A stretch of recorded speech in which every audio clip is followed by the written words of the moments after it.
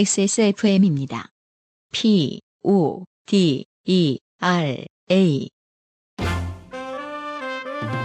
많아서 고르기 어렵다고? 매일 호재에선 어떤 선택도 좋아. 코스메틱, 식품, 입소문난 제품들만 골라 담고 오직 매일 호재에서만 만나는 특별한 사은품까지 준비했어. 엑세스몰 안에 또 하나의 몰. 매일매일 좋은 일만. 매일 호재. 487회에 앵무새를 얹어놓고 다니는 아저씨를 보고 앵무새에게 조용히 인사했더니 앵무새 대신 주인이 답을 해준 바로 그 멋있는 사연에 임동현 씨가 오랜만에 돌아오셨습니다. 반가워요. 안녕하세요. 일전에 앵무새 사연을 보냈던 청취자 임동현입니다. 오, 다른 얘기인데 진짜 앵무새가 요즘 좀 반려새로 되게 인기더라고요. 그 기르는 그 유튜브도 되게 많고. 맞아요. 그리고 앵무새 카페? 뭐 이런 것도 있대요, 보니까. 저도 은근히 봐서 아는데. 네네. 그리고 또 이게 다른 건 모르겠고 제가 이제 실제로 같이 살아봐야 알겠습니다만 보통의 네발 동물보다 아주 많은 애정을 쏟아줄 사람이 아니면 같이 잘 살기 힘들거든요. 네. 근데 그렇다는 건 나쁘다는 뜻이 아니라 진짜 애정을 많이 쏟을 수 있는 사람들이라는 걸 스스로 깨달은 분들이 많은 거죠. 예. 그러니까 정보가 많아지고 그게 되게 중요한 것 같아요. 반려동물은 진입 장벽이 낮아지는 거죠. 저도 감히 앵무새를 누가 키운다고 생각해봤겠어요. 중랑구의 시장에서 웬 바보같이 생긴 할아버지가 내가 왜 저 할아버지를 쳐다보고 있지 했더니 어깨에 앵무새가 이렇게 가만히 앉아서 네. 구벅 졸고 가고 있는 거예요. 꽤 많아졌습니다. 네. 여전히 재미있고 유익하게 듣고 있습니다. 짧은 후기를 적어보자면 앵무새 아저씨는 실제로 인근 상가에서 앵무새를 분양하고 관련 물품을 판매하는 가게를 운영하고 계신 분이었습니다. 이번 연도 봄에 다시 마주쳤었는데 그때는 다른 종 2마리를 동시에 산책시키고 계시더라고요. 어깨가 2개라서 네, 용기를 내서 앵무새를 키우시냐고 물어봤더니 본인이 앵무새 펫샵을 운영하고 있다. 아, 이거 자체가 홍보활동이기도 하겠네요. 그러네요. 애완동물로 앵무새를 길러보는 건 어떻겠냐. 한번 놀러와라 라는 이야기를 해주시더라고요. 물론 가지는 않았습니다. 물론 민망하기도 하고 막상 가면 좋게 되지 않을까 하여. 그렇죠. 이렇게 물어봐 주길 바라는 거죠. 그리고 그렇겠네요. 예. 저는 지금은 결혼을 하고 사연을 보냈던 때와는 다른 곳으로 이사와서 살고 있습니다. 그러면서 집들이를 하게 되는데 아내 친구 그룹들이 놀러오는 순서가 될 때면 저를 소개하면서 오빠 그 이야기 해줘봐 라고 합니다. 네. 저는 이 말이 뭔지 알아요. 나는 내 배우자가 그다지 내세울 만한 게 없다고 생각하고 그죠. 제일 웃긴 건 하나 한번 해봐. 대단한 매력이 없다고 생각하는데 웃겼던 적 딱 한 번쯤 있다. 뭐 이래서 오빠 그 있잖아 여기 주식해서 대박 터지고 얘기해봐 이런 건 아니잖아요. 그죠. 웃긴 거나 얘기해봐. 멋있는 거 얘기하게 예. 시키지 않습니다. 그 이야기를 요파 씨에 해볼까 합니다. 좋아요. 저는 제약회사에서 연구원으로 근무하고 있었습니다. 지금은 연구원 생활이 너무 힘들어 관리직으로 빠졌습니다. 학위를 마치고 들어가게 된 첫 회사는 빠른 속도로 성장 중인 회사였습니다. 굉장히 괜히 궁금하네요. 빠른 성장을 했던 코로나 때 막 성장한 회사들 아닌가? 예. 그럴 가능성이. 중소기업에서 중견기업으로 넘어가는 단계였지요. 와, 이게 제가 연구를 할 때 진짜 어려운 일이더라고요. 뭐가요? 중소에서 중견 넘어가는 거. 아. 중견에서 대기업 넘어가는 것도 훨씬 더 힘든 일이더라고요. 보니까 이 자산 규모를 되게 키워놔야 되고, 네. 그러니까 등록할 서류가 되게 많은 거죠. 아, 네. 그렇죠. 쉽지가 않은 행정력이 일이었던 거죠. 어마어마하게 쏟아져 들어갑니다. 더불어 연구소를 더 큰 곳으로 이전하게 되면서 2배로 바빠진 업무를 열심히 소화하면서 일을 배우며 경력을 쌓았습니다. 그런 동안 대표이사님을 포함한 모든 임원들과는 마주칠 일이 거의 없었습니다. 바쁜 회사의 좋은 특징입니다. 여전히 그 직장인의 그 DNA가 박혔네요. 보통 이런 글을 쓸 때 대표이사라고 하지 않나요? 여기까지 님자를 붙이면은 우리가 알아봐 주나? 예. 이게 열심히 일하는 사람들 이 말투라 그래야 되나? 이 패턴은 고치기도 힘들고 네. 고쳐줘도 금방 까먹어요. 이게 본능적으로 님 붙이기 있잖아요. 왜 우리가 서로 만났을 때 처음에 이렇게 연락처를 저장을 하잖아요. 근데 누구 연락처 좀 공유해줘 하면은 예를 들어서 저 UPD 이렇게 돼 있거든. 근데 UPD님 이렇게는 안 해놓거든요. 미쳤어요? 근데 한번 제가 예를 들어서 뭐 땡땡땡 교수님인데 그냥 땡땡땡 교수하고 그거를 공유했더니 그걸로 난리치는 사람이 있는 거예요. 예의 없다고. 근데 그 냄병 그랬거든요. 아니 그렇게까지 겁이 많다는 걸 자랑할 만큼 공격적이라는 게 너무 아이러니하지 않습니까? 네, 그래서 어떻게 그렇게 왜 그러고 살아? 교수라고 써놨냐는 거예요. 근데 이름만 써놓을 뻔하다가 근데 헷갈려서 써놓은 건데. 교수 새끼라고 안 쓰길 다행이지. 그러니까요, 참. 네. 연구소 자체가 본사와 다른 지역에 따로 떨어져 있기도 하고 일이 꽤나 바쁜 데다가 연구소 구성원들은 회식을 매우 싫어하는 사람들인지라 출근 1, 점심 1, 퇴근 가로 열고 가끔 긴급한 야근으로 1년 정도를 순삭했습니다. 적당한 삶이에요. 그렇죠. 대체적으로 이렇게 지내죠.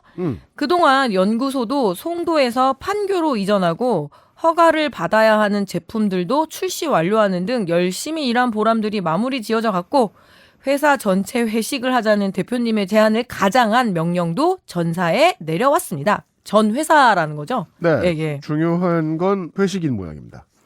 당시 대표님은 회식, 술을 정말로 좋아하시는 분이었습니다. 안타깝지만 아직까지도 우리나라에서 회사 성공시키는데 매우 중요한 덕목 중에 하나입니다. 사장이 술을 얼마나 좋아하느냐. 오죽하면 술상무라는 말도 있었겠어요. 네. 예. 어느 정도였는가 하면 입사하고서 얼마 안 되어서 신입사원들을 환영해야 한다며 음식점의 4인 테이블을 통으로 예약하여 회식을 강행하던 분이었습니다. 자, 이 문장 구성 요소가 충분치 않기 때문에 이게 억지로 해석을 할 수밖에 없는데 한 음식점의 모든 4인 테이블을 다 예약하셨나 봐요. 코로나 때 이런 일이 있었어요. 간혹. 네. 바로 나오네요. 이렇게 한 이유는 그때가 코로나19 기간이었기 때문입니다. 근데 제약회사에서는 솔선수 보면서 이런 걸 안 해야 되는 거 아닌가? 아니다. 더 많이 걸려야지 제약회사 성장하는구나. 그러고 보니까. 네. 그렇게 모이지 말라고 4명 제한을 둔 정책을 악용하여 4인 테이블 N개를 통째로 예약해서 회식을 강행하고 술에 청양고추를 썰어 놓고 이렇게 하면 쭉쭉 들어간다라는 이게 제약회사 대표이사가 할 짓이야. 이게 감기 걸리면 소주에 고춧가루 타서 마시면 돼 이런 거잖아요.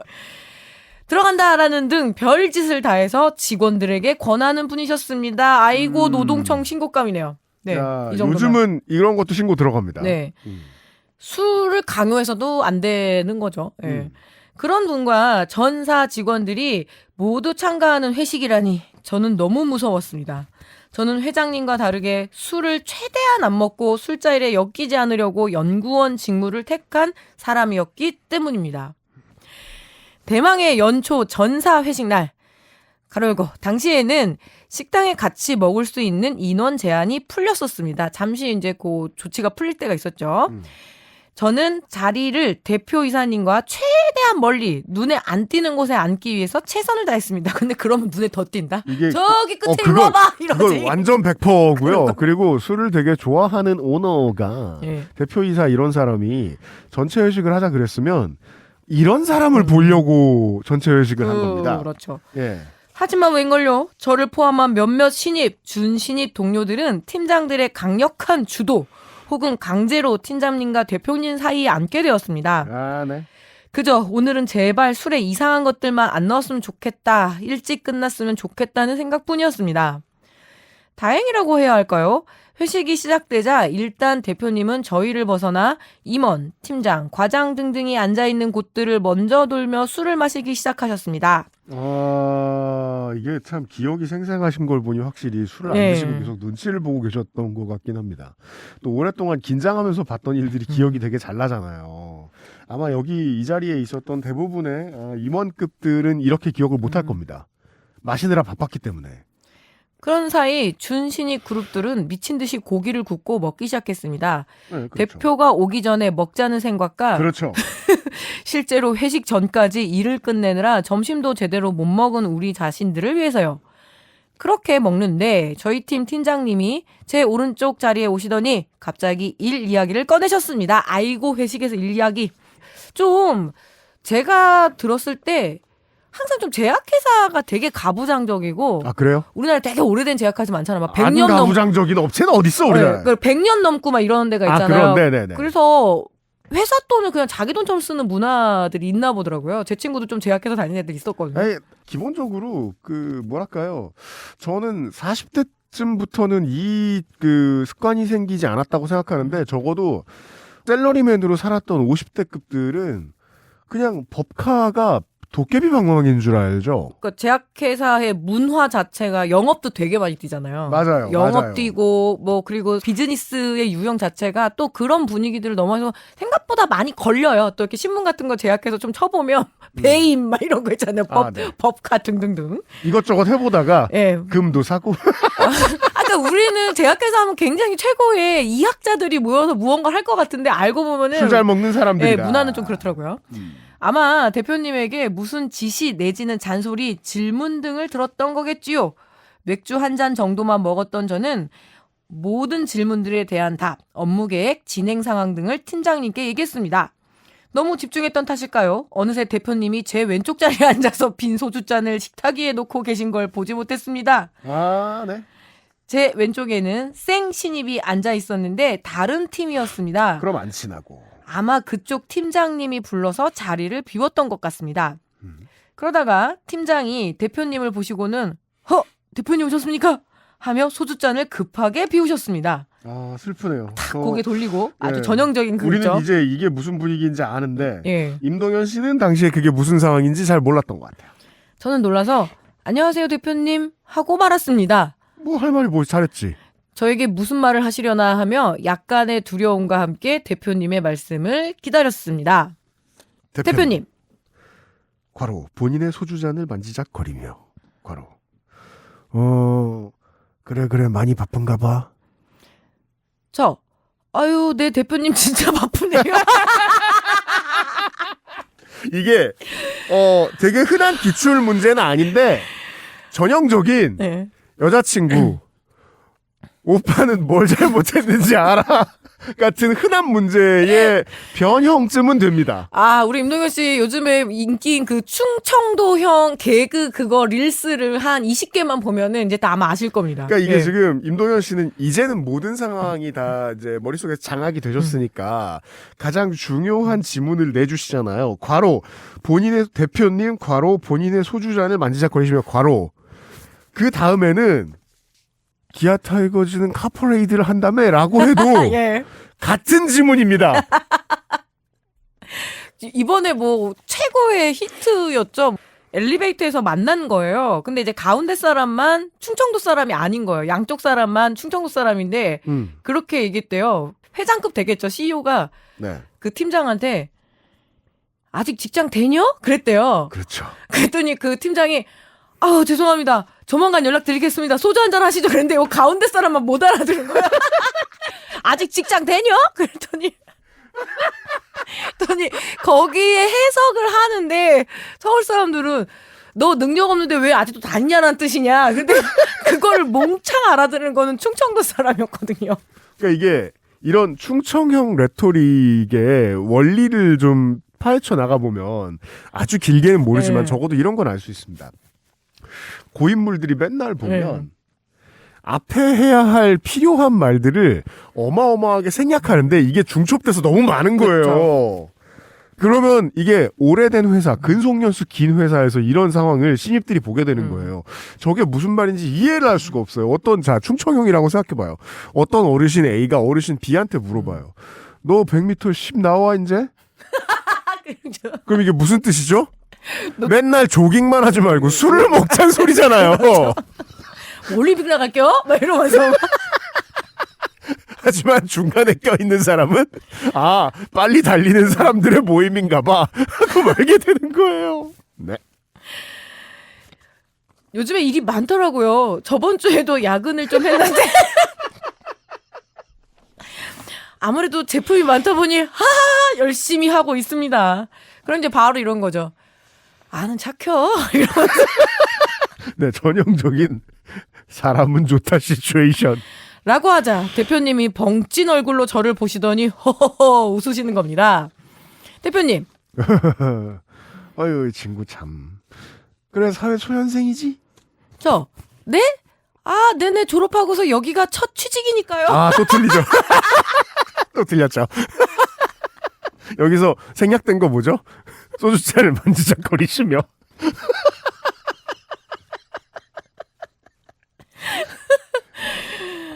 아이고.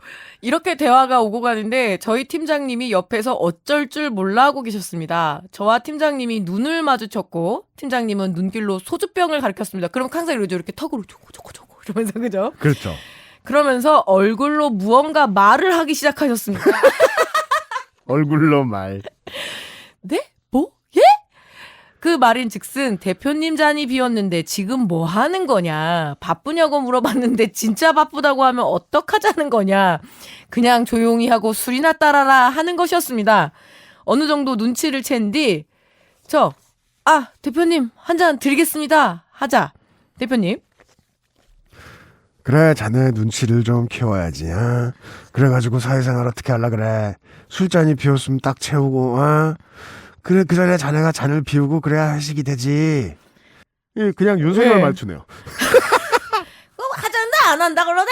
이러면서 그런 말투죠. 그렇죠. 그게 뉘앙스가 정말 약간 충남 말투가 있어요.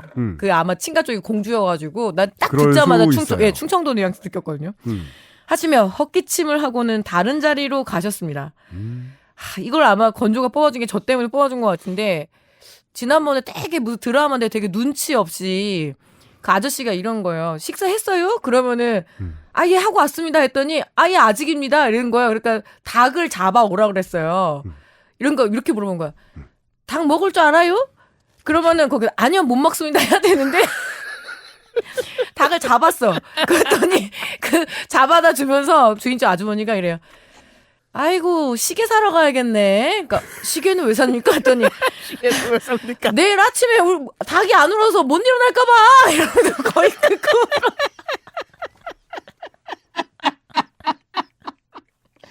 그래서 못 알아듣는 그런 거죠 지금. 이게 어려워요. 저러별로 가죠? 예. 그러면 저는 알아는 들어도 설명은 예. 못해요. 우리는 워낙 일상 대화이기 때문에 우리 집에서. 이후 저는 주임연구원으로 승진하면서 인사평가 중 조직 항목에서 낮은 점수를 받게 아니 되었습니다. 이걸 직결하실 수는 없고 네. 아무튼 시간이 지나고 그렇게 됐어요. 그러다 이직을 하고 연구원으로 계속 근무를 하다가 관리직으로 직무 변경을 하여 지금까지 직장 생활을 하고 있습니다. 다행히 지금 다니는 곳은 규모는 전보다 작지만 회식도 별로 없고 저런 눈치 문화도 없는 곳이라 굉장히 편안하게 다니고 있습니다. 다행입니다. 아니 할 말이 없어요. 왜냐면 정답을 찾아가셨기 때문에. 네. 아내는 이 이야기를 하면서 상당히 재미있어 합니다. 일개 연구원이 대표를 해맑고 순수하게 퇴치했다면서 이런 면에서 눈치가 없는 편이라고 말이죠. 참 어려운 것 같습니다. 눈치가 없어서 제가 좋게 된 걸까요? 아니에요. 내가 보기엔 생명 연장한 거예요. 그러니까 말이에요. 괜히 여기서 있어가지고 스트레스 받느니. 임원들이 좋게 된 걸까요?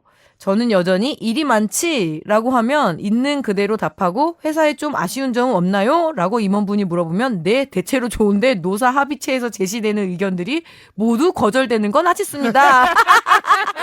민주노총으로 보냅시다. 제가 보기에는. 예. 아니에요. 총연맹은 이런 사람 싫어합니다. 거기가 대단히 민주적인 조직이 아니에요. 라고 답하며 회사를 다닙니다. 긴 글 읽어주셔서 감사합니다.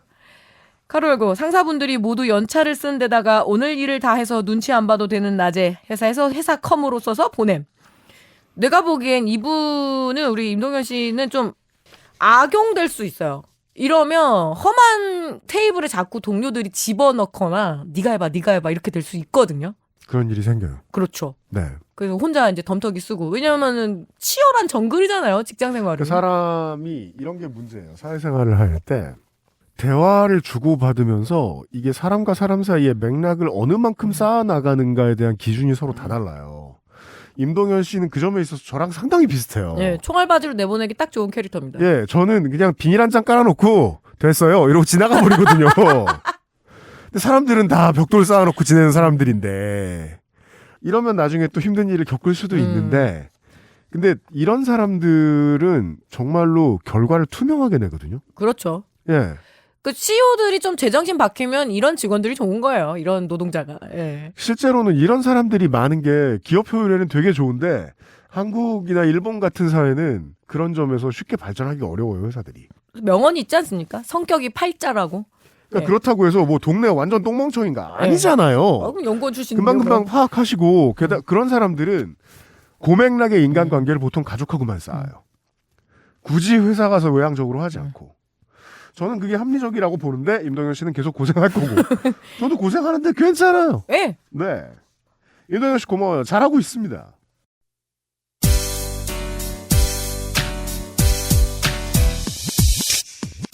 지금 들으신 이야기는 XSFM의 팟캐스트, 요즘은 팟캐스트 시대에서 소개된 사연입니다. 여러분의 인생 이야기로 꾸며지는 국내 최장수 예능 팟캐스트, 요즘은 팟캐스트 시대는 아이튠즈와 팟빵, 그리고 지구상에서 서비스하는 다수의 팟캐스트 플랫폼에서 만나실 수 있습니다. 당신도 참여할 수 있습니다. 사연을 보내고 당신의 이야기를 저희와 나누고 싶다면 우선 저희 방송을 들어보셔야겠죠. 한국 시간 매주 화요일 오후 5시에 업데이트되는 요즘은 팟캐스트 시대를 검색해주세요.